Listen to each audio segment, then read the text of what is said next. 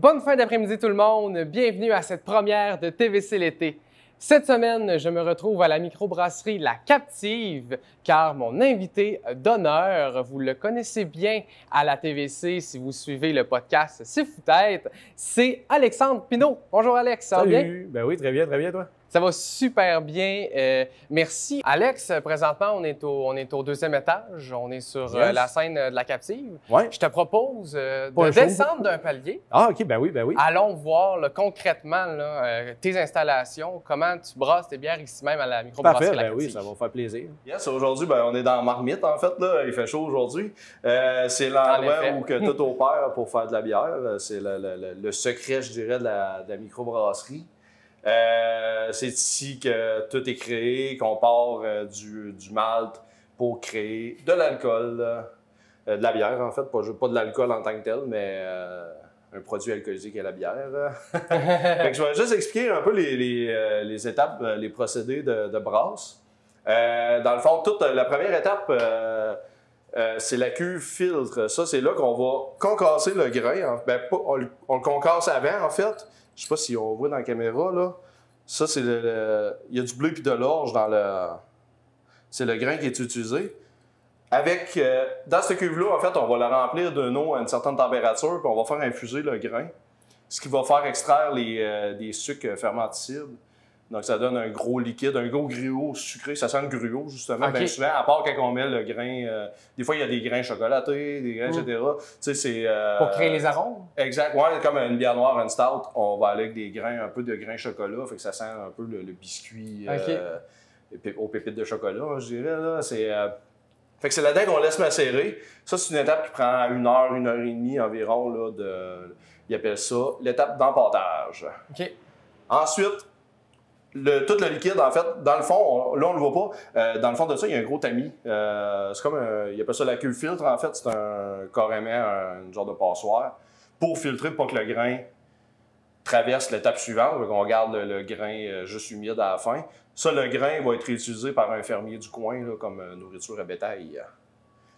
Ensuite, c'est ça, le liquide sucré va être transféré vers la bouilloire. La bouilloire, c'est bon pour l'aseptisation du liquide sucré pour tout tuer les bactéries, juste vraiment avoir un produit là, aseptisé. C'est là aussi qu'on va rajouter les houblons.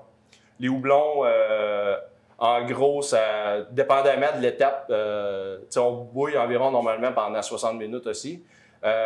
Des houblons qu'on ajoute en début d'ébullition va donner un peu plus d'amertume à la bière, tandis que des houblons finaux, comme autour juste en fin d'ébullition ou carrément pendant la dernière étape, vont être plus aromatiques. C'est là qu'on va déceler justement des houblons qui vont goûter le pamplemousse, l'orange, la tangerine, etc. Là, c'est beaucoup très agrumes dans les houblons aromatiques. Dans ces deux étapes-là, est-ce qu'il en ressort est buvable?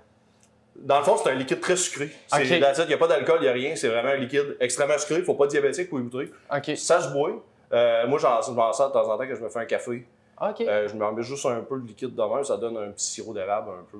C'est un liquide très sucré quand même. Plus que le taux d'alcool de la bière finale va être haut, plus ça va être un liquide sucré. Dans le fond, plus que de sucre, plus que le taux d'alcool va être haut. Ensuite, après l'étape d'ébullition, ce qu'on fait, c'est qu'on crée un gros un tourbillon, un whirlpool qu'ils appellent, pour tout sédimenter les protéines. Quand on fait des recettes, ou quand on le voit, en fait, même d'une bière, il y a la lie qui se dépose dans le fond. Mais c'est vraiment un peu le même principe de tout sédimenter les petites protéines. C'est comme une gélatine qui est sur le grain, qui va se déposer dans le fond pour ne pas la transférer dans l'étape finale. Ça vient juste clarifier la bière, pré-clarification de la bière, en fait. Ensuite, on va passer la bière dans l'échangeur à plaques. L'échangeur à plaques, ça sert à refroidir le liquide. C'est un liquide qui vient de bouillir pendant 1 heure, 1 heure et quart. Il est chaud. Il est extrêmement... c'est ça, il est à 102 degrés Celsius environ. Fait que celui, en fait, c'est un peu le même principe qu'un radiateur, en fait. C'est qu'on passe de l'eau froide, l'eau en ressort chaude. Moi, je me sers de cette eau-là pour nettoyer après. Il n'y a pas de perte d'eau. On va vraiment là, minimiser les pertes là, pour... essayer d'avoir le moins de gaspillage d'eau possible. Ensuite, c'est ça, on passe, le liquide va être refroidi par là, puis ils vont être transférés vers les fermenteurs. Fait que les fameux fermenteurs, en fait, à Amqui, à la captive, on en a juste 2, qui sont quand même pas gros. On est vraiment une petite microbrasserie. Je pense à d'autres microbrasseries qui ont des fermenteurs de 8000 litres, comme Pit Caribou ou Rollbuck. Nous autres, on est dans un fermenteur de 600 litres, qui est très petit, 2. Fait qu'en été, on n'a pas le temps de chômer, là. On brasse. C'est pour ça que la vente est principalement sur place. De temps en temps, il y a de la vente un peu à l'extérieur, mais on se concentre vraiment d'avoir un produit artisanal local qui est servi et bu au bar, ici. Dans le fond, en transférant vers le fermenteur, c'est là que le liquide froid aseptisé va passer les 2 prochaines semaines. Après l'avoir transféré, en fait, on ajoute les levures. Dépendamment du style de bière, il y a des levures belges, il y a des levures de saison, il y a des levures neutres, des levures de blanche, en fait, qui vont être un peu plus phénoliques. On va penser à des arômes un peu plus de clous de girofle, des fois, puis de banane, même dans la tempête. Fait que c'est vraiment là que les 2 prochaines semaines là, que la magie opère. La fermentation, la levure mange les sucres dans le liquide pour les transformer en alcool. Ensuite, on va refroidir ça. Un coup que la fermentation est finie, on laisse quand même quelques jours, question de décanter. On refroidit pour tout sédimenter dans le fond. C'est pour ça que les cuves sont faites en cône un peu. Tout va sédimenter dans le fond. Beaucoup les protéines restantes, tous les résidus en fait, de la fermentation, les levures mortes vont être accumulés dans le fond. C'est plus facile pour filtrer. Nous, c'est pas de la bière. On n'a pas de filtre en tant que tel pour filtrer la bière. Fait que c'est vraiment une filtration naturelle avec le froid laissé décanter dans le fond. Ensuite, on transfère. J'ai 2 autres cuves. Là, on les voit pas là, malheureusement, qui sont dans la chambre froide. Ça, c'est là que la gasification va se faire. Il y a une pré-gasification en fin de fermentation, en fait, j'ai oublié de le dire, normalement, on ne le voit pas aujourd'hui, mais la production de la fermentation crée du CO2 naturellement. C'est important de le laisser sortir, sinon il se crée une pression énorme dans les cuves. Mais en fait, c'est pour ça que des fois, si vous êtes assis à captive, vous allez voir les chaudières, là, ça fait des bulles. C'est vraiment l'excédent. Là. On peut penser au monde qui font du vin maison, qui mettent un petit truc sur le top, là, qui fait des petites bulles de temps en temps. C'est un peu le même principe. Puis avant la fin de la fermentation, vers, je dirais, les 1 à 2 derniers jours restants, je ferme les valves, en fait, pour garder le CO2 de la production, de la fin de fermentation dans la bière. En refroidissant, ce CO2-là va rentrer dans la bière. Il est plus soluble, soluble, je ne sais pas si c'est le bon mot. Il rentre plus facilement dans la bière au froid. Ça va donner une pré-gasification. Après ça, on rajoute un petit peu de CO2 là, dans les cuves de l'autre côté, dans le produit final. C'est là qu'on laisse environ 1 semaine, là, le temps de refroidir, décanter ce qui reste de résidus, puis la bière va devenir beaucoup plus claire. Selon le style, on passe à des New England IPA qui vont rester opaques. Pour la New England IPA, en fait, il y en a bien qui disent « Ah, il y a beaucoup de levure dedans ». C'est l'huile que dans le houblon. En fait, pendant la fermentation, en fait, ce qu'on fait, c'est qu'on va rajouter du houblon directement dans la fermentation. L'huile, ils appellent ça la biotransformation avec la levure. L'huile que contient le houblon, qui est une plante, en fait. Moi, je l'ai ici, les brasseries l'utilisent en cocotte, en granule, qui est déjà, les palettes qu'ils appellent, qui est déjà, on peut penser à de la bouffe à de la moulée, là, un peu, là. Fait en fermentant avec cette huile-là, l'huile va rester en suspension. C'est ça qui va donner le petit côté très opaque dans les IPA très juteuses. C'est là qu'on va rajouter, justement, pas qu'on rajoute, mais en fait, c'est ce houblon-là qui va rajouter un côté très tropical des faux bières. Là. On peut penser, justement, à ces IPA-là, que le monde, oh, y a-tu du pamplemousse? C'est rare qu'on ajoute du pamplemousse dans la bière. C'est vraiment le houblon qui va chercher des propriétés selon la variété. Il y a des houblons néo-zélandais, des houblons américains, etc., là, qui vont vraiment aller procurer des saveurs très fruitées à la bière. Puis de l'autre côté, après ça, ben c'est ça, on a à la fin de la gasification, quand on a la bonne dose de CO2 dans la bière, le bon pétillant, on va la mettre en baril. Moi, je la transfère en baril après, dans des petits barils, comme ça. OK. Puis elle est prête à servir en fût au bar directement. Là.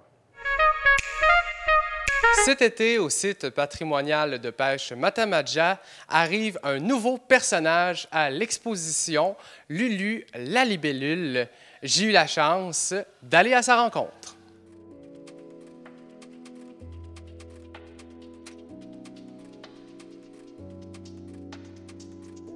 Lulu va te jaser, elle va te poser des questions, fait que tu vois, tu as des autocollants. Ah mon Dieu, OK, il y a un jeu puis tout, là. Ben c'est ça, avec comme, c'est bien cool. est-ce qu'il y a quoi dans la pièce? Tu sais, c'est beaucoup, le but, c'était pas que les enfants aillent à lire.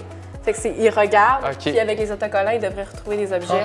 Mais c'est bien le fun, j'adore, Voilà. J'adore tout. L'année passée, on a en fait présenté notre nouvelle exposition Plaisir de pêche, donc notre exposition permanente, et on a vraiment trouvé que les gens ont très apprécié, les familles aussi venaient en grand nombre, et on se rendait compte par contre que les plus jeunes, les enfants, aimaient ça, mais quand on discutait avec eux, ben en fait, on se rendait compte ce qu'ils aimaient, c'était l'idée du balado, donc ils venaient pointer les mouches, la musique au début, la trame sonore qu'il y avait, mais le contenu, peut-être qu'ils l'écoutaient pas autant parce que c'était moins adapté pour eux.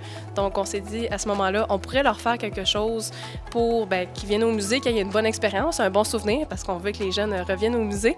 Donc, c'est là qu'on a décidé de faire un parcours jeunesse, donc qui suit un peu l'idée de l'exposition permanente, mais avec un protagoniste adapté aux jeunes, donc Lulu la libellule, pardon, donc qui est une libellule. Dans le fond, on a découvert par justement notre projet que les libellules étaient un insecte emblème des rivières. Donc, quand cet insecte-là est près des cours d'eau, ça veut dire que le cours d'eau est en santé. Donc, on s'est dit, à Cours-Abscal, on a des bons cours d'eau. Ça représente ça. Donc, Lulu leur fait visiter le musée avec une petite énigme et des intrigues. Donc, ils ont un petit dépliant qu'ils ont avec eux pendant la visite. Donc, quand Lulu leur pose des questions, ils ont des autocollants à mettre dans chaque pièce pour justement faire une interaction, interagir. Donc, c'est un peu l'idée du projet en soi, là. Je reconnais vraiment l'esprit de l'autre exposition, oui, mais ça. Jeunesse, la comédienne est à vous, coche, hein, exactement. On a eu lundi 3 classes de l'école Nord-Joly à Montjoly, là. Ouais. J'étais là, OK, 48 jeunes, finalement. Puis avez-vous aimé ça? Ah oui, c'était le fun, il y avait du bruit, puis on a appris. J'étais là, OK.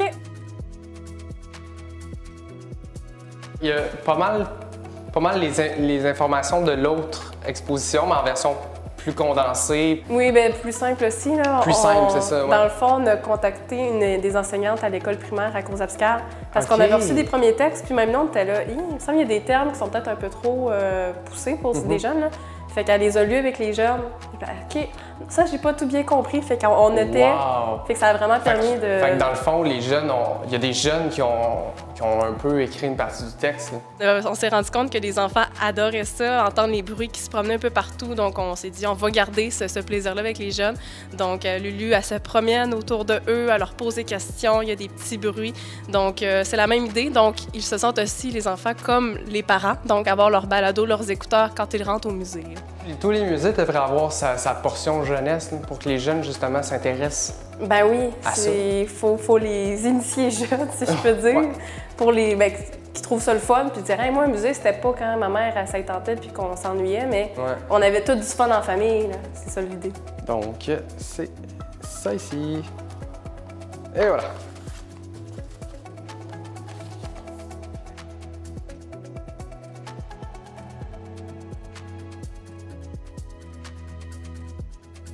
Ah oui, c'est ça.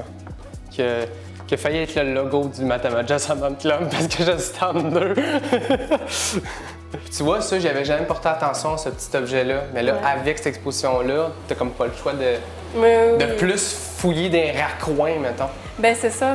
Comme je disais, les jeunes, c'est pas tant. Ben, les enfants, l'idée de lire, tout dépendant, ils ont quel âge, c'était plus dur. Donc là, vraiment, de mettre l'emphase sur les artefacts qu'on a. T'as pas le choix d'aller voir les objets qu'il y a vraiment dans chaque pièce, là. Avec ma collègue Edith, en fait, qui est la directrice générale, notre but, c'est de venir justement développer le musée. Donc, pendant longtemps, l'exposition a resté la même. Donc, avec l'année passée, notre nouvelle exposition permanente. Et cette année, le parcours jeunesse, notre but, c'est justement de donner au public et aux gens du coin une activité à faire, de quoi de muséal aussi, qui permet d'apprendre tout en s'amusant.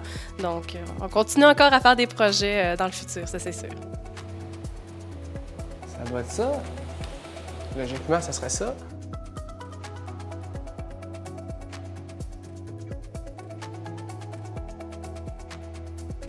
Et suivez-moi à la rencontre de Richard Adams. J'adore cette pièce.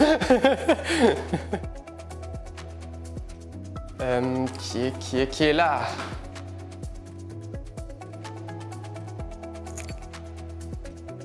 Puis là, si les jeunes ils veulent entendre Richard Adams, ils peuvent quand même aller... Oui, ils peuvent quand même écouter le... Parce que c'est le même outil qui scanne tout. Là. Oui, c'est ça, fait que c'est tout accessible. Là. Donc, on est ouvert depuis le 8 juin cette année et on va fermer donc à l'Alexandre-Grâce en octobre. Donc, on a quand même un bon temps pour venir visiter le musée. Je viens de compléter la visite. Oui. Tu veux voir si tu as les bonnes ouais, réponses, si tu as passé ton cours.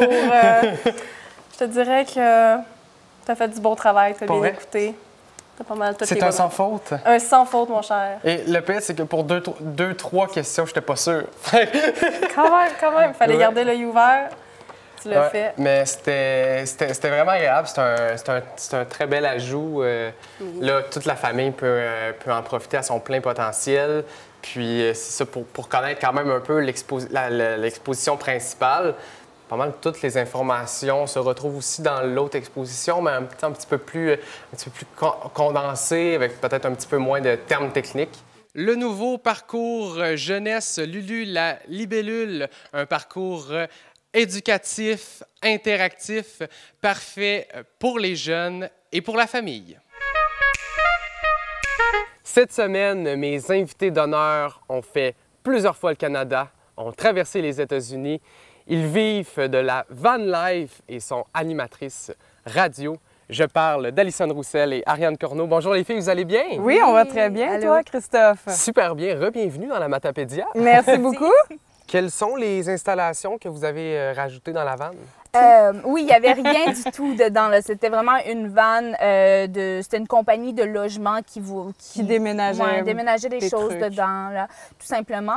Et le peu qu'il y avait, on l'a arraché. Ouais, on l'a arraché, on l'a remis à neuf, on a tout commandé, on est revenu dans la Matapédia. Donc, c'est vraiment une van matapédienne. On est revenu dans la Matapédia pour la faire, dans le garage à son père. On l'a refait à neuf. Donc, on a fait les planchers, les murs, le cèdre qui est à l'intérieur, c'est sur ses terres familiales que le cèdre a été coupé. Bois 100% matapédien. Comme ça, la Matapédia vous suit toujours. Toujours. Moi, je voulais absolument comme quelque chose de plus bon pour l'environnement. Donc, j'ai acheté de la laine de mouton pour l'isolation. Okay. Donc, littéralement, à l'intérieur, il y a de la laine de mouton. Puis, si on la ferme pour quelques mois, tu sens un peu le mouton à l'intérieur.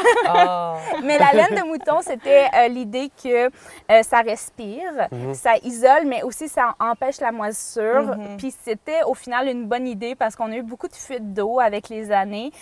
Donc, si on avait mis d'autres choses, probablement que on aurait eu de la moisissure, ce qu'on n'a pas au plafond. On a peut-être ailleurs, mais on n'a pas dans les murs, donc ça, c'est sûr. Quoi d'autre qu'on a fait? On a fait de la peinture à la craie. J'ai commandé des pigments de peinture de Russie. J'ai fait ma propre peinture, donc ça, c'était... Je le conseille pas. C'était pas une excellente idée, mais c'était le fun. Morceau, également, on a fait l'électricité, le système électrique avec les panneaux solaires. On est 100% autonome sur la route. On a, une prise électrique pour plugger, disons, dans une base de camping régulière, mais normalement, on peut se débrouiller seulement avec nos panneaux solaires sur le toit. Puis on a un inverteur chargeur pour les gens qui s'y connaissent. On a un système de batterie super efficace. Du filage, on a des lumières, on peut chauffer. Il y a toutes sortes de trucs. On a un poêle à bois. Ça, c'est tout le monde adore le poêle à bois. Donc, c'est la chose que les gens regardent. Il y a des gens qui ont des vannes beaucoup plus belles que nous, qui capotent sur notre poêle à bois. Ça, c'est une compagnie montréalaise, en fait. C'est une compagnie québécoise. Ça s'appelle Mini Wood Stove et ça le dit dans le nom, ils font des petits donc poêles à bois tout simplement. Et on a acheté celui-ci qui est parfait pour comme l'automne. Pour l'hiver, on aurait dû prendre peut-être un peu plus gros parce que là, il faut qu'on se réveille en plein milieu de la nuit pour rajouter des bûches parce que vous voyez, là, il est vraiment tout petit, tout petit. Donc, on s'est laissé influencer par des YouTubers du Royaume-Uni qui disaient « Mais non, le plus petit, c'est parfait! » Peut-être moins au Canada. Ou pour le nord de l'Alberta, là, vraiment, peut-être qu'on aimerait avoir un peu plus gros. Donc, la prochaine vanne, on le saura, mais vraiment, ça fait la job. Dès que c'est un peu frisquet, on allume nos bûches. On a une petite scie à chaîne sur la route avec nous électrique. Donc, si jamais on est dans le bois quelque part, on peut aller couper quelques branches ou on achète des fois, rarement, mais comme du bois comme au dépanneur, des choses comme ça. Puis on va couper. Ça nous est arrivé quelques fois là, de devoir utiliser cette technique-là.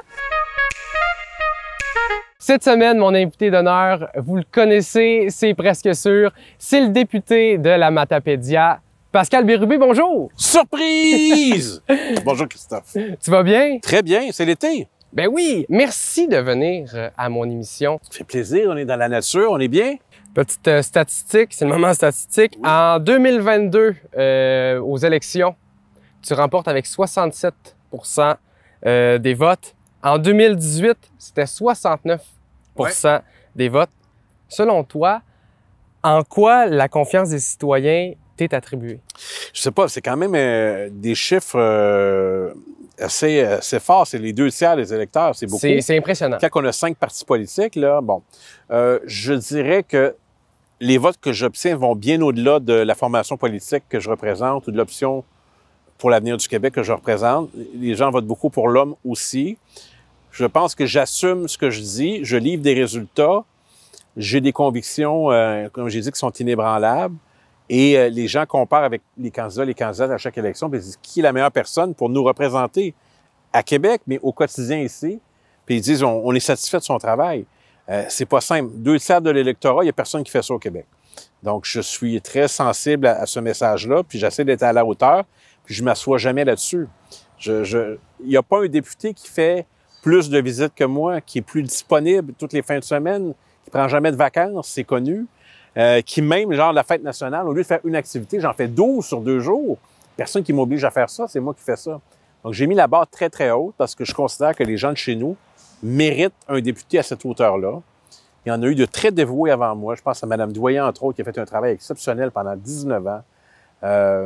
Moi, j'ai mis la barre la plus haute. Si j'ai une seule ambition personnelle, c'est celle d'être le meilleur député au Québec. OK. Ça, c'est mon ambition personnelle. J'aimerais ça qu'on dise ça de moi. S'il y avait juste ça qui restait après ma vie politique, ça me ferait plaisir. Il était le meilleur député que le Québec a connu. C'est ma seule affaire qui peut paraître un peu... Je dis pas que je le suis, je dis que j'aspire à l'être. Je travaille là-dessus. Moi, personnellement, j'ai un peu ma réponse à la prochaine question, mais crois-tu que tu vas atteindre cet objectif-là que tu t'es donné? Je sais pas, mais c'est très sensible, c'est très fragile, on ne sait pas, mais des objectifs à atteindre, que la Matapédia se porte bien, évidemment, que les gens, que les personnes qui sont abandonnées, mais aussi que le Québec réalise ce qui, selon moi, son destin. Si on ne fait pas l'indépendance du Québec, c'est l'assimilation, c'est la marginalisation à l'intérieur du Canada, c'est urgent. Quand j'ai voté pour le oui en 95, j'avais 19 ans. Je savais pourquoi je le faisais. Maintenant, il y a encore plus de raisons qu'il y en avait quand j'avais 19 ans. C'est urgent. Alors, je suis totalement disponible pour continuer cette promotion de l'indépendance de mon pays. C'est très important pour moi. Ça m'anime vraiment là, chaque jour. Avec ces statistiques-là, on voit que tu es quand même très populaire dans la Matapédia. Lors d'un vote électoral, es-tu quand même un peu confiant de rentrer? Je suis tout le temps plutôt nerveux. Okay. Parce qu'on ne sait pas quel résultat on va avoir. Les gens ne doivent rien. Mais si je peux donner un exemple, la dernière élection à l'automne 2022, jusqu'à 20 h le soir, heure de fermeture des bureaux, j'allais encore moi-même seul dans ma voiture amener des électeurs au bureau de vote, sans arrêt jusqu'à 20 h. J'ai fait ça, moi, toute la journée. Alors, ça vous montre que je ne prends rien pour acquis et c'est important. Donc, c'est le moment où on peut un peu juger de notre bilan. Puis en même temps, il y a plein de gens qui nous appuient et ils disent on n'ira pas voter, il va gagner. OK, mais allez-y, voter, c'est important. Si tout le monde ferait ça. Si c'était serré, puis je perdais à cause de ça. Donc, message à tous ceux qui me disent ouais, je ne suis pas allé voter, ça a donné. Allez-y donc la prochaine fois, c'est important. Puis peut-être qu'on dépassera le 110 à ce moment-là. Oui, peut-être que la Matapédia va établir un nouveau record. D'ailleurs, tantôt on a dit que je viens de Matane, mais c'est la Matapédia qui vote le plus fort pour moi. Dans les 3 MRC, mes meilleurs résultats dans les dernières années, c'est dans la Matapédia. Selon toi, pourquoi la Matapédia est... Je sais pas, mais j'y mets beaucoup d'efforts dans la Matapédia. C'est un grand honneur. C'est une région qui mériterait un député uniquement pour la Matapédia. C'est un grand honneur. C'est complexe, être député de la Matapédia. Il y a une grande complexité dans les enjeux, une variété d'enjeux qui sont pas simples, qui sont difficiles, mais je dirais que oui, le travail qu'on fait, beaucoup mon équipe aussi, je suis pas tout le temps là. Marc-Olivier Caron ici dans Matapédia, Guillaume Quentin à Montjoly, Alexandra Nadeau à Matane, Marceline Gauthier. C'est un travail d'équipe. On travaille en équipe, on a des succès en équipe. Pascal Bérubé, le politicien, on sait qu'il aime la Matapédia. La personne, qu'est-ce qu'il aime de la Matapédia? J'allais dire, qu'est-ce qu'il aime? Il aime Annie Soleil Proto. Alors, j'espère que ça va se rendre à elle. Je vais lui envoyer cet extrait-là. Qu'est-ce que j'aime de la Matapédia? D'abord, c'est un pays qui t'adopte ou pas. Alors, tu le sens assez vite. Moi, mon regard sur la Matapédia est assez contemporain, pour pas dire récent, dans le sens que c'était les voisins de Matane. Puis quand j'étais jeune, on recevait une feuille en fin d'année qui disait « Inscription Camp Sable Chaud ». Et ça m'apparaissait très exotique. Là, on pouvait s'inscrire là pour l'été, c'était dans Matapédia.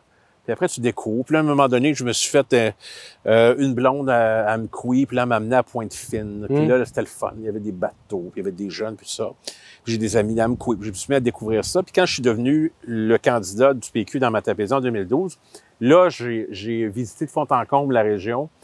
Et là, tu vois des différences importantes avec le reste de l'Est du Québec. D'abord, il n'y a pas accès ni au fleuve ni à la baie des Chaleurs. Hein? C'est une région qui est enclavée. C'est une région de lacs et de rivières, de montagnes, de coopératives, de traditions, d'histoire. Il y a beaucoup de choses très distinctes de la Matapédia. S'il y avait là un rayon X à passer sur la Matapédia, c'est une région qui est très particulière. Il y a une vidéo magnifique qui a été faite sur la Matapédia que j'ai vue dans les dernières années qui décrit ça. C'est fantastique. Je pense que l'âme de la Matapédia est toujours là. Qu'est-ce que j'aime de la Matapédia? J'aime le monde. Les Matapédiens, Matapédiennes. Tu sais, on a remarqué, c'est ni des Gaspésiens, ni des Bas-Laurentiens. Si on leur demande, ils vont dire on est des Matapédiens. Ouais. C'est comme un pays en soi. J'aime l'idée.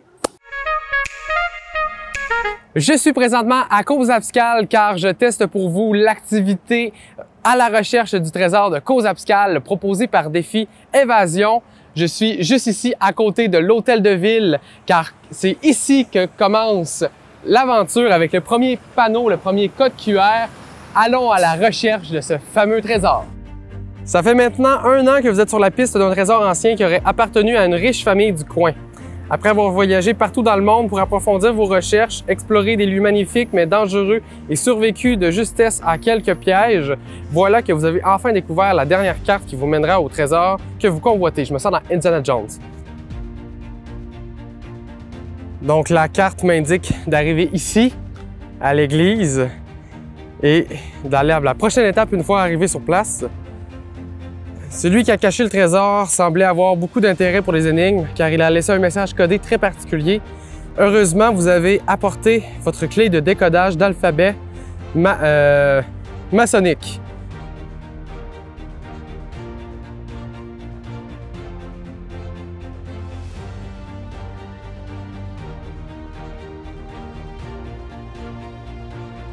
Le prochain point sur la carte m'amène ici, au parc Les Fourches, près de la rivière Matapédia.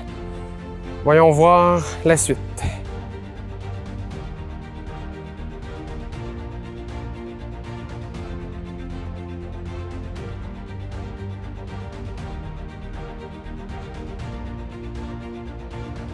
C'est sûr que ça a rapport avec le parc. Riazec, non pas Riazec. Ça veut rien dire. Riazec. On l'a eu. Bon. Nouvelle piste. Faut aller à Matamaja.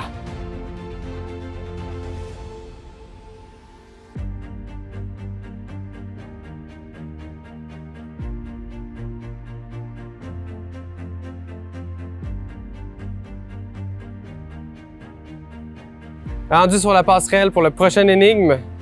Vous venez découvrir cette boîte qui, manifestement, contient quelque chose d'important. Mais comment faire pour l'ouvrir? Quel est l'intrus?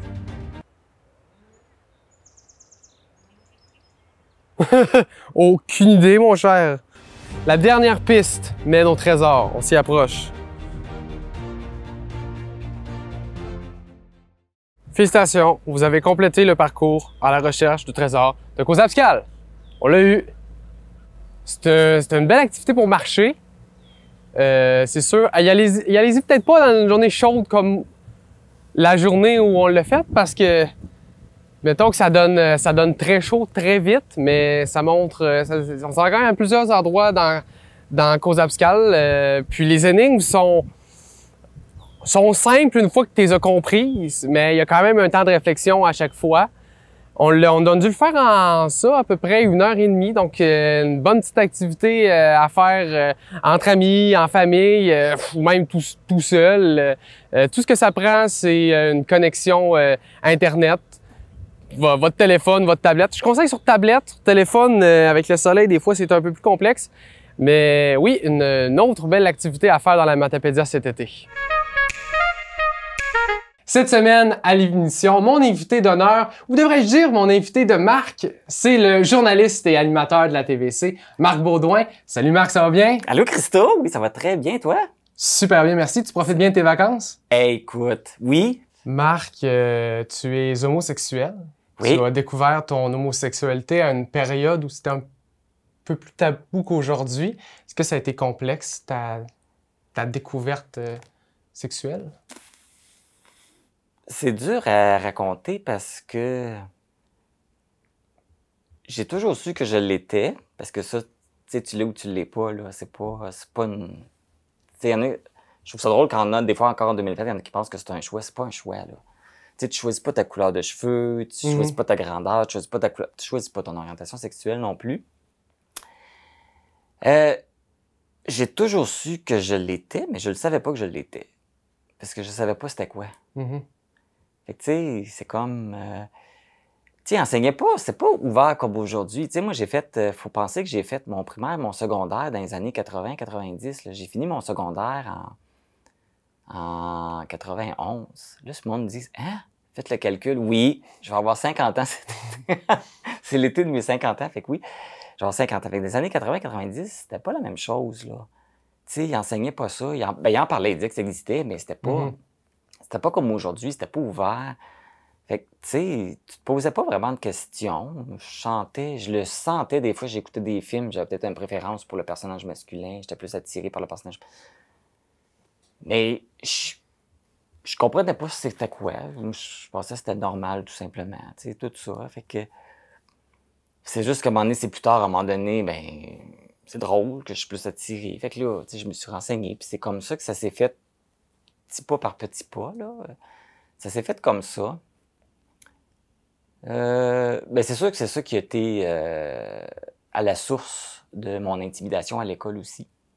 Tu sais, je me faisais traiter de gay, de tapette puis tout ça. Oui, non, qu'on a tellement en même temps, j'étais entendu. comme... Je comprenais pas trop pourquoi je me faisais traiter de ça. Je comprenais pas trop. C'était pas... ça a été des années très difficiles. Fait que... À cause de tout ça. Fait que j'ai subi... De toute façon, ce qu'on voit dans les films, dans les séries télévisées, ça ressemble pas mal à la vraie vie. Quelqu'un qui vit vraiment de l'intimidation à cause de ça, ça ressemble vraiment à ça, mais je te dirais probablement en 10 fois pire, parce que dans les films, c'est toujours beau, parce qu'il y a toujours l'intimidateur, mais t'as toute l'école qui est en arrière du jeune qui est intimidé. Dans la vraie vie, c'est l'inverse. Ils sont tous en arrière de celui qui intimide. Fait que t'es comme tout seul devant une école, plus les enseignants, le personnel responsable, parce que je me souviens quand j'étais à l'école, les gens, ils intervenaient, c'était pas tant que ça, là. Tu sais, à moins qu'il était pris le jeune était pris en flagrant délit en train de faire quelque chose. Il intervenait pas, là. Si j'ai été harcelé ou j'ai été intimidé, c'est comme, OK, on allait le voir, là, on l'a chicané, on lui a dit de plus le faire, là. C'est de même ça marchait, ben, c'est parce que, ben non, ça marche pas, ça règle pas les problèmes comme ça. Fait que oui, ça a été difficile de vivre tout ça, puis j'ai plus compris après c'était quoi et tout ça, puis j'ai développé ça, mais je te dirais que j'ai fait mon coming out tard parce que tu te demandes, en même temps c'est niaiseux, puis quand tu prends du recul, c'est niaiseux, parce qu'on est comme on est, puis aujourd'hui je suis dans ce move-là. Tu m'acceptes pas, je m'en... C'est fou, là. Fait que, tu sais, mais tant que tu l'as pas fait, t'as toujours peur. Le monde, vont-tu me laisser tomber? Le monde, vont-tu être là? Vont-tu rester? Vont-tu... tu sais pas trop comment les gens vont réagir. Fait que, je te dirais, j'ai fait mon coming out autour des années peut-être 2010, avec ma famille, mes amis. Oui, c'est ça, c'était à mon retour de Rimouski. Je suis allé vivre à Montréal. J'ai dit, c'est la place idéale pour aller chercher ma confiance, ce que j'ai besoin. Il y a une communauté gay, je vais aller chercher mon énergie pour le faire. Puis le seul moment où j'ai été capable de le faire, c'est quand j'ai eu un chum. On dirait tant que j'avais pas rien de sérieux, j'arrivais pas à le faire. Puis que là, quand j'ai rencontré quelqu'un de sérieux, ça a fait comme, OK, là, j'ai une raison de le faire. Je veux qu'on le sache, que j'ai quelqu'un dans ma vie. Là, ça m'a donné l'énergie pour le faire. Et je te dirais, ça n'a pas bien été. Mes amis ont tous fait comme, ben c'est bien correct. C'était bien cool. Puis même, il y en a qui me disent, on le savait. C'est sûr. Le monde ne peut le deviner, là, mais ça paraît quand même un peu. Mais on le savait. Je te dirais, ça a été... il y a eu une amie que ça a été difficile, que ça n'a pas vraiment passé. C'était ma meilleure amie de cette époque-là. J'ai compris un peu plus tard, cette fille-là était en amour avec moi. OK, fait que pour elle, ça a été tout un choc, là. Parce que là, c'était comme... Puis il y a du monde qui avait dit, ben c'est sûr qu'il est gay. Elle dit, ouais, mais... Elle dit, tant que j'y avais pas confirmé officiellement, elle a gardé un espoir que peut-être qu'il y aurait quelque chose de possible entre nous. Quand j'avais découvert ça, je suis comme, oh, c'était quelque chose quand même. Fait que là, j'ai compris pourquoi que ça a été elle qui a pris ça plus difficilement. Elle dit, ouais, ça change les choses. Ben, ça change rien. Ma personnalité reste la même. Mais moi, je le savais pas à ce moment-là. Elle me l'avait jamais avoué qu'elle était en amour avec moi. Puis c'est plus tard qu'elle me l'a dit. Cette semaine, à l'émission, mon invité d'honneur, c'est un de mes très bons amis, Michel Couty. Bonjour! Salut Christophe! Tu vas bien? Ben oui, ça va bien, merci. Tu as visité plusieurs lieux emblématiques du film La gloire de mon père. J'aimerais qu'on revienne sur certains lieux, entre autres la Bastille-Neuve, qui est le lieu de vacances là, de Marcel. Ce lieu-là, tu es vraiment dans le film. Oui, exactement. Comment tu voyais ça? La Bastille-Neuve, il faut dire que le film La gloire de mon père, la Bastille-Neuve qui est dans le film, n'est pas le lieu de vacances de Marcel Pagnol. OK. Ça, c'est une maison qui est vraiment en montagne, qui a été choisie pour le paysage et tout ça. Parce que la Bastille-Neuve, je me suis rendu évidemment à la maison de vacances, elle est vraiment à la treille ou à la sortie du village et elle est... on l'appelle la Bastille-Neuve, elle est neuve depuis très longtemps parce qu'elle est en décrépitude, mais la succession de Marcel Pagnol la rénove, les volets sont refaits, le plâtre est refait, et c'est des maisons qui sont en béton là-bas. Donc, et c'est ça, je suis allé me promener là-bas et je suis allé aussi dans les champs d'oliviers, vraiment, les images qu'on voit de Marcel lorsqu'il s'amuse avec son petit frère, avec les cigales et tout ça. J'ai refait ce trajet-là au travers des oliviers. Pour dire, mon Dieu, c'est vrai, c'est ça qu'ils ont fait. Là. Donc, on a le champ d'olivier qui est en arrière de la Bastille-Neuve. Et je voulais me rendre à la Bastille-Neuve. Ça sera probablement l'an prochain. Parce que là, la Bastille-Neuve n'était pas accessible au public. Ça prend des réservations, comme c'est un lieu privé. Ouais. Ça a été racheté par des privés. Donc là, maintenant, c'est ouvert, mais sur réservation, sur visite. Et ça commençait beaucoup trop tard, donc je pouvais pas me permettre d'aller là. Et je voulais pas non plus me rendre là en plein, à faire 1 heure de marche pour virer de bord, pour dire je peux pas avoir accès. Donc, ça, c'est un prochain voyage. Donc, effectivement, la Bastille-Neuve, je me suis arrêté là, j'ai regardé, j'ai pris des images. Encore là, je suis vraiment content de me dire, c'est ici qu'il passait son enfance, comme on le voit dans les films. Là. Je suis présentement à la Bastille-Neuve, qui était le lieu de vacances de Marcel. Ça aussi, c'était un beau moment. Tu es aussi allé, tu en as fait mention, au Garlaban. C'est aussi un lieu très emblématique. Oui. Le Garlaban, là, c'est ce qui débute. Si tu as écouté le film, ça commence par ça.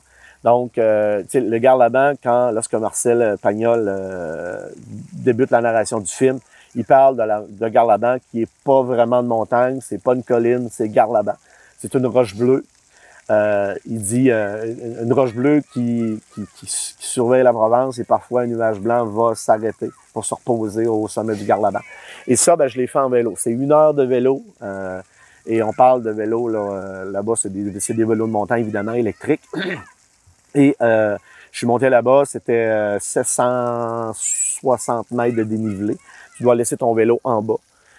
Et si vous voyez des images, on voit le rocher, on voit le Garlaban du côté face. Et après ça, vous pouvez voir quand moi je fais l'ascension où je monte sur le Garlaban. Donc tu laisses ton vélo en bas, tu pars avec ton pack-sac, ta bouteille d'eau. Et c'est 45 minutes à monter dans des escarpés, là, de la roche, de la pierre, et faut que tu fasses attention. C'est quand même très, très, très bien indiqué.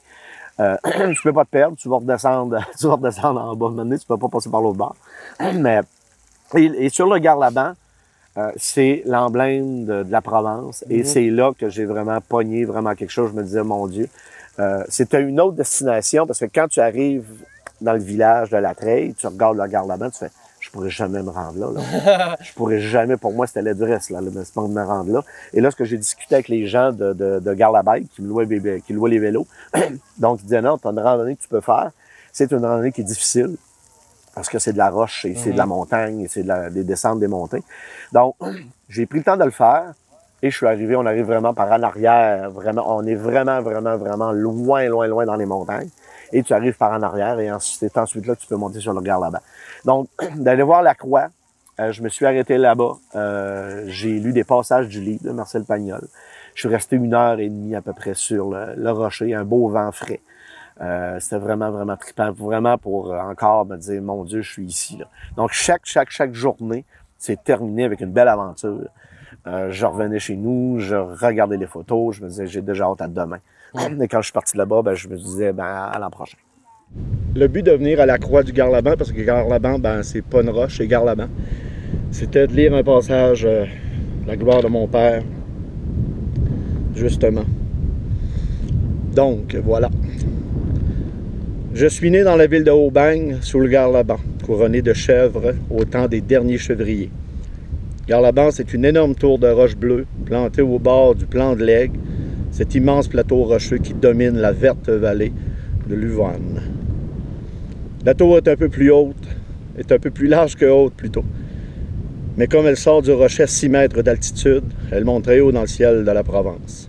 Et parfois, un nuage blanc du mois de juillet vient s'y déposer un moment. Ce n'est donc pas une montagne, mais ce n'est plus une colline, c'est Garlaban. Cette semaine à l'émission, mon invité d'honneur, c'est l'artiste multidisciplinaire Isabelle Carignan. Bonjour Isabelle, ça va bien? Salut, oui, merci. Revenons sur un de tes derniers projets, la pièce de théâtre La Serre Concorde. Quelle est la genèse de ce projet? C'était tellement un beau projet, en fait, de théâtre, au cinéma.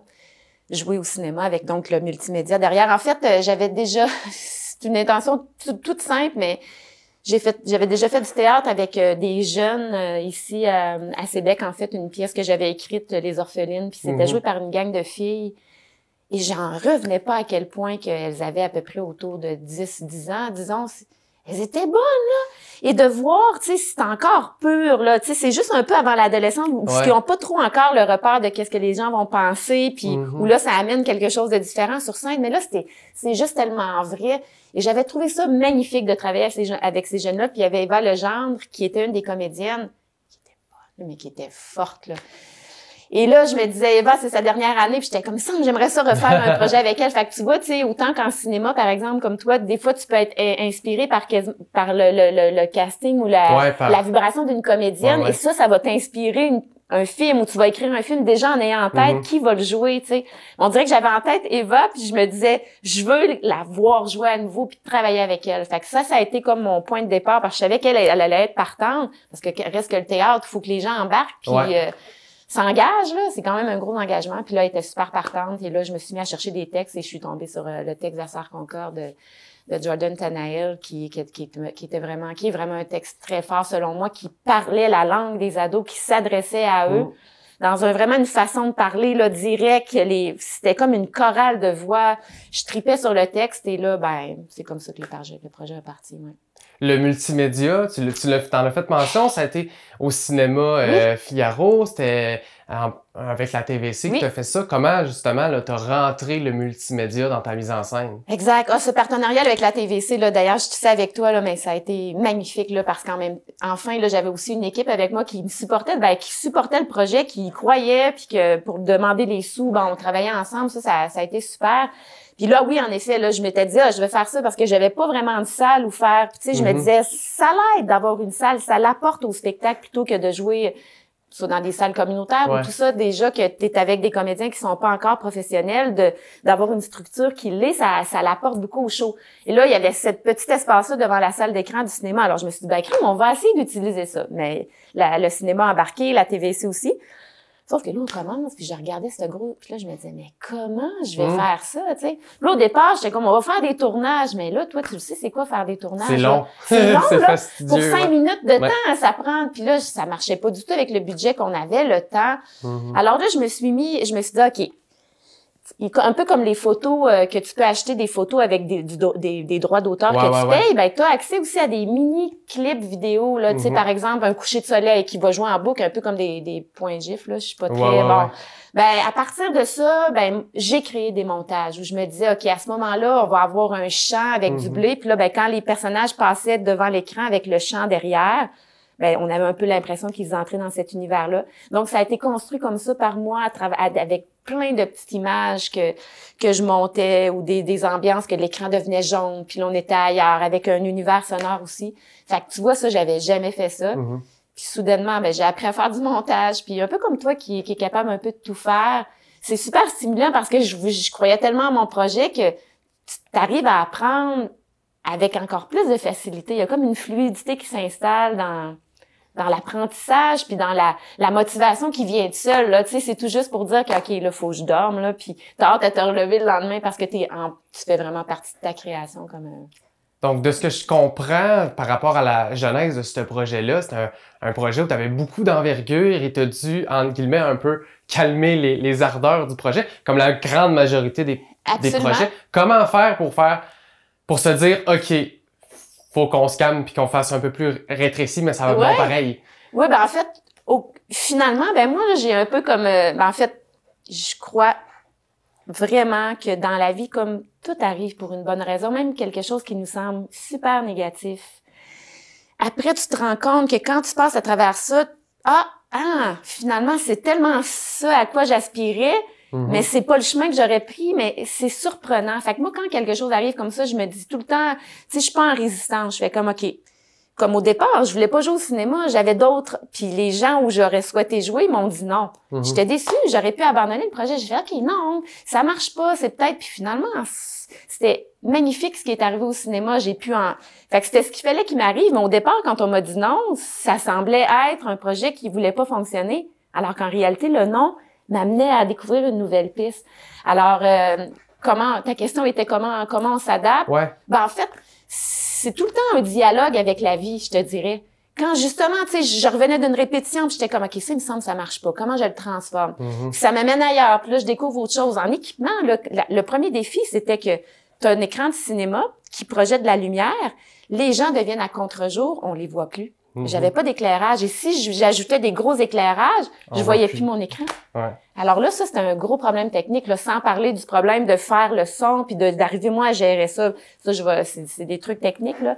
Mais là, on s'est dit, OK, on va essayer de trouver fait que là, on sortait nos téléphones, on s'éclairait avec nos téléphones, des petites lumières, là, de cinéma comme t'avais, c'est des genres ça, là. Une petite lumière comme ça. Les filles s'éclairaient avec ça. Tu vois, ça a été super créatif. On n'aurait jamais fait ça d'emblée si on n'avait pas eu le problème avant. Fait qu'un problème ou quelque chose qui semble ne pas fonctionner peut être en réalité une porte vers une alternative qui est encore plus intéressante. Cette pièce-là, c'est une pièce qui a énormément marché. Dans la Matapédia, il y a eu quelques supplémentaires. Beaucoup c'était complet, presque tout le temps. Vous avez fait une représentation à Matane aussi. C'est une pièce qui a voyagé. Pensais-tu que ça allait avoir un tel succès? Écoute, je te dirais que d'emblée, là, j'étais comme, hey, là, c'est tellement de travail, puis tu sais, j'ai vraiment, je le voyais quasiment d'avance, là, parce que je voyais que c'était beau, puis aussi une des raisons pourquoi que je fais ça ici en région, que j'implique des gens de la communauté, entre autres des jeunes, c'est justement parce que je vais faire un parallèle, OK?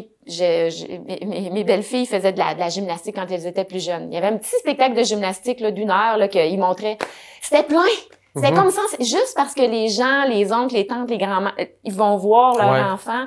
Fait que déjà, en impliquant des ados, ben je savais que ça allait chercher des gens qui, en plus, vont pas nécessairement voir du théâtre. Alors là, moi, ça me motive beaucoup aussi de me dire... T'offres un spectacle à saveur avec un beau cachet artistique à des gens qui auraient jamais vu ça, puis là, qu'ils escriment le théâtre. C'est donc bien le fun. Peut-être pas aussi, là, mais... Fait que, est-ce que je m'attendais à un succès comme ça? Je l'espérais. Puis, tu vois, c'est arrivé. Non, ouais, c'est ça. Mais je te dirais que c'est du bouche à oreille. Ouais. Ben, en fait, c'était ça. C'était un bon show. Puis je me suis dit, montrons-le une première fois, faisons une avant-première. Les gens vont se le dire. Puis c'est ce qui s'est passé, là. Tu sais, les gens qui sont venus en ont parlé à d'autres, qui en ont parlé à d'autres. Puis ça... Je suis présentement au Festival Frolic de Val-Brillant en compagnie du groupe Les Gars du Nord qui nous ont fait l'honneur d'être le premier gros band de la fin de semaine, le 1er août dernier. Salut les gars, ça va bien? Oui, ça va bien. Ça va super bien. Pour commencer, cet été, vous faites beaucoup de festivals, une grosse tournée. Qu'est-ce que vous préférez dans une tournée de festival? Ben, je pense que c'est d'être ensemble, toute la gang. On est 10 qui montent dans la non-mobile à chaque tournée, puis on se promène d'une ville à l'autre, de village en village, puis on va voir les gens. Ça donne que depuis 1 an et demi, on fait beaucoup de spectacles au Québec. C'est sûr que c'est né au Nouveau-Brunswick, ce groupe-là, au début. Ça fait 10 ans déjà qu'on existe. Mais de plus en plus, avec la sortie des Fils du Père en mars 2003, on fait beaucoup de tournées dans les festivals. Et puis, ben là, ça donne qu'on est à Val-Brillant. On est content. Justement, vous êtes à Val-Brillant pour le Festival Frolic. C'est la première édition du festival. Qu'est-ce que ça vous fait d'être dans une première programmation? Ah ben c'est flatteur. Je pense que les organisateurs ont pensé à nous. Fait qu'on est bien contents d'ouvrir ça, ce festival-là. En plus que c'est un frolic, tu sais, c'est trippant d'avoir... de toutes les bands acadiens qu'on a pensé à nous autres pour ouvrir le premier frolic acadien au Québec, à Val-Brillant, c'est sûr que c'est flatteur, tu sais. Puis, tu sais, on s'en venait ici tantôt, puis on voyait un petit peu les drapeaux acadiens partout. C'est tout le temps touchant pour nous autres de partir du Nouveau-Brunswick, puis d'arriver au Québec, puis de voir des drapeaux acadiens, de sentir que les Acadiens qui habitent au Québec sont autant fiers que nous autres, tu sais. Ça, c'est trippant, c'est magique. Ça fait que, à soir, on a hâte d'embarquer sur scène pour vivre des beaux moments avec eux autres, tu sais. Cette année, vous êtes nominé dans 7 catégories au prochain gala Country. Est-ce que vous chérissez cette reconnaissance des pairs et aussi du public? Absolument. Je veux dire, c'était une surprise pour toute la gang. Là. On était vraiment contents de recevoir toute cette... c'est une vague d'amour. On l'a vu vraiment sur nos réseaux sociaux. Le public, les gens qui ont partagé, qui ont été votés. Ça fait chaud au cœur de recevoir tout cet amour-là. Là. Là, on est en début août. Vous venez de compléter votre mi-saison de festival estivaux. Quel est votre bilan? Ben, le bilan, c'est... je te dirais qu'on est encore en progression, les gars du Nord, comme au Québec. On est en train de conquérir des nouveaux territoires. Puis ça a commencé l'année passée, puis c'est comme un build-up cette année. On dirait que l'année passée, on avait quand même plusieurs, mais cette année, on a encore plus. On a rentré dans les salles. Ça fait que notre bilan de la dernière année, je te dirais, c'est au-delà de nos attentes. T'sais, on a sorti un premier album que nous autres, les gars du Nord, on a commencé. On faisait vraiment strictement un show au mois de décembre. C'était un show du temps des fêtes. On avait nos chansons du temps des fêtes aussi. C'était la première fois qu'on avait une demande aussi pour faire autre chose que des chansons du temps des fêtes. Puis c'était notre premier album dans un contexte totalement différent. Puis de sentir cet engouement-là, puis cette reconnaissance qui est venue avec les nominations au Gala Country, pour nous autres, ça, c'est une belle tape dans le dos. T'sais. Présentement, on est à l'écriture pour la continuité de ce projet-là. Puis avec tout cet appui-là, de sentir toute cette magie-là où ça s'en va, c'est vraiment trippant de sentir ça, cette band-là qui grandit puis qui est en train de prendre de l'expansion. C'est trippant de vivre ça. Eh bien, les gars du Nord, merci beaucoup pour votre temps, pour cette belle entrevue. Et je vous souhaite, bien entendu, un très beau spectacle ce soir. Merci. Merci. Cette semaine, à l'émission, mon invité d'honneur, il fait partie de l'ombre de la TVC de la Matapédia. C'est le réalisateur, caméraman, monteur. Il y a plusieurs cordes à son arc. Pascal Simard, bonjour. Bonjour. Ça va bien? Oui. Aujourd'hui, à l'émission, j'ai le goût qu'on revienne dans ton passé, qu'on revienne sur tes expériences. Premièrement, tu commences comme caméraman et monteur pour l'émission Bien branché, qui se trouve à être l'ancêtre d'Info.tvc, aux alentours de 2007. Comment tu es arrivé à la TVC? C'est quoi le début de ce parcours-là? La TVC, c'est bien en 2007. C'était en mars à peu près. Là, c'était un stage. j'avais un stage à faire dans un milieu qui me plairait. Et moi, ben, j'avais étudié en graphisme à Rivière-du-Loup au début des années 2000. Puis, fait que la communication visuelle m'intéressait, puis tout ça, là. Fait que là, j'avais une ouverture pour un stage à TVC. Donc, j'ai fait un stage de 3 semaines. Ils m'ont mis sur des archives, comme toi, tu connais ça, hein? Ah oui, je pense que c'est la base, hein? Quand on arrive, tu dis, bon, mais gars, il y a des archives à faire. C'est constant, ça. C'est année après année. Même là, présentement, il y en a encore, même si on parle. Il y avait ça à faire en 2007, il y avait ça quand t'es arrivé au tout. On nous met sur les archives, puis après ça, on touche un peu à tout, là. On commence à apprendre la caméra, puis... Comment tu as commencé à travailler sur Bien Branché? C'était comme je te dis, j'ai fait un stage en mars. Je suis resté comme bénévole pour le Télébingo. OK. Ça a été comme en novembre, le novembre suivant, en 2007 encore, que j'ai reçu un téléphone. Puis là, c'est parce qu'il y avait un employé qui avait quitté, puis là, il y avait une place de libre. Ils m'ont demandé si je voulais... Parce qu'on commence par me demander si je travaillais, j'avais trouvé un emploi quelque chose. Non! Ça a tout bien coïncidé. OK, fait que t'es rentré là. J'ai pris l'emploi, bah oui, okay. Parce qu'il m'intéressait à ce moment-là. Puis c'est le même que... Sinon, j'avais déjà fait... Pendant le stage, j'avais fait de la caméra, mais j'avais pas fait de montage. Puis là, c'est ça s'ouvrait là. C'est là que je commençais à apprendre. J'avais un petit peu appris le montage parce que il faisait ça en première peau. Quand j'avais étudié à Rivière-du-Loup, là... en graphisme, c'était l'année où est-ce qu'ils ont commencé l'attestation de dessin animé. Il faisait en première pro. Fait que j'avais vu un peu, tu sais, je savais comment ça marchait première pro. Fait. Ouais, le logiciel de montage. Ouais, c'est ça. Fait que c'était comme, faut l'explorer plus. Mais je connaissais la base, je savais comment ça marchait. Selon les génériques de l'émission Bien Branché, le 11 octobre 2012, tu deviens co-réalisateur. Ben voyons donc. De Bien Branché. Comment on passe de caméraman à réalisateur? Ça, c'est une... Je pense que ça se fait tout seul. Parce qu'en réalité, là, bon, t'as trouvé l'émission où est-ce qu'on l'a changé, mais probablement que c'était avant ça. Ça a donné au moment que je disais, on va mettre à jour régulièrement, de temps en temps, on met à jour les parce que les postes finissent tout le temps par changer puis tout ça. Je pense que j'avais réalisé déjà, je pense avant 2012, je faisais déjà autant, mais c'était vraiment une équipe avec le journaliste qui était là à ce moment-là. C'est sûr que quand j'ai commencé au début, c'était en SEM, Yabakidi qui était le journaliste. Puis il y avait plus d'expérience en montage. J'avais étudié à Matane en montage vidéo. Là. Fait que, mais c'est quand même moi qui faisais le montage. Il y avait plus d'expérience. Mais moi, j'apprenais. Fait que c'est ça qui était le fun. Là. Fait que une année, on finit par dépasser le maître, on va dire. Au courant de ta carrière, tu as croisé plusieurs journalistes, justement, là, sans tous les nommer parce qu'il y en a beaucoup.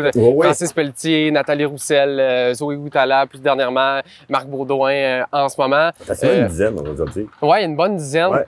Comment adapter l'émission en fonction du journaliste? Parce que chaque journaliste arrive un peu avec son image, avec ses couleurs. Exactement. Au début, ça se fait, ça dépend. Moi, je pense que l'attitude, je veux dire, parce que, tu sais, je collabore bien, j'ai appris à travailler en équipe aussi. Je comprends c'est quoi le travail en équipe, puis, tu sais, je pense que ça se fait tout seul.